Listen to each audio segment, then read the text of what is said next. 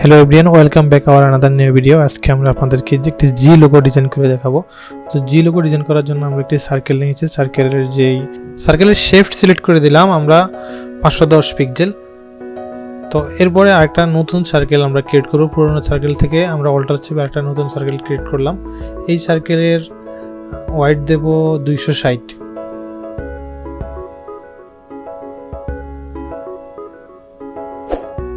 এখন দেখেন আমাদের আরেকটি সার্কেল লাগবে, যেটা 260-এর সাথে একটু ছোট। এটা দিব আমরা 240। দেখেন তিনটা সার্কেল আমরা ক্রিয়েট করা শেষ।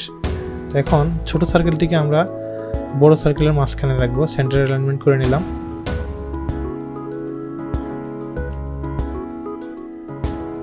এখন এই সার্কেলটাকে আমরা একেবারে রাইট সাইডের অ্যালাইনমেন্ট করে বসানোর পরে আমাদের কিন্তু আরও সার্কেল লাগবে। তো এখন আমাদের কিন্তু এর যে ফিল কালার রয়েছে এটা দরকার নেই। আমরা ফিল কালারটাকে নাল করে দিই। সবগুলোর ফিল কালার নাল করে দিলাম। এখন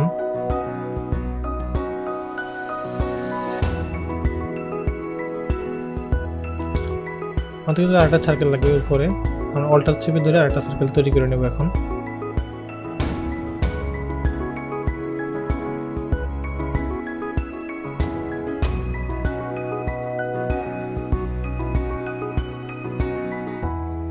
অল্টার এবং শিফট ধরে আমরা কিন্তু সার্কেলটাকে উপরে করে নিলাম।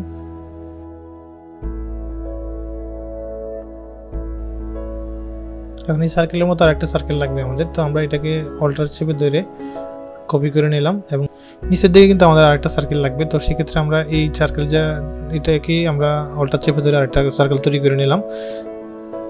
নেওয়ার পরে এখানে দেখেন এই যে একটি লাইন হচ্ছে, এই লাইন থেকে কিন্তু আমাদের এই লাইন বরাবরই আমাদের এই সার্কেলটা রাখতে হবে।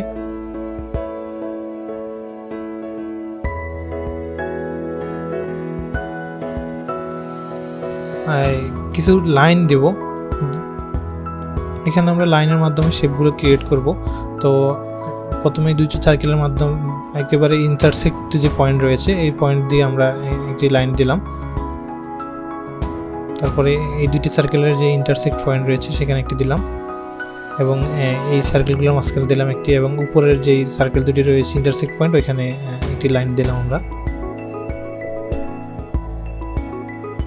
এখন ভার্টিক্যালি একটি লাইন ক্রিয়েট করতে হবে। লাইনটি কিন্তু আমরা যেই সার্কেলগুলো রয়েছে সার্কেলগুলোর ইন্টারসেক্ট পয়েন্ট বরাবর বসাই দিচ্ছি। দেখুন আপনারা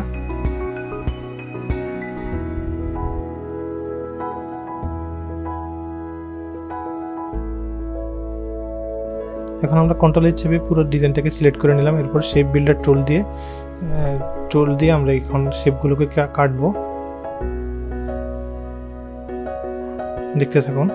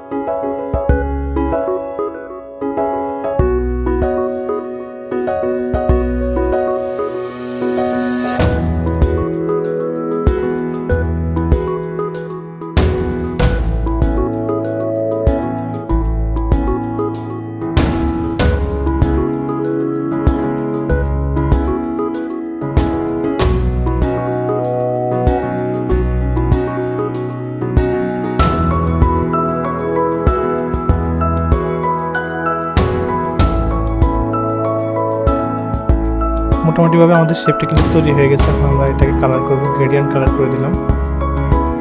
মাঝখানটা আমাদের দরকার নেই।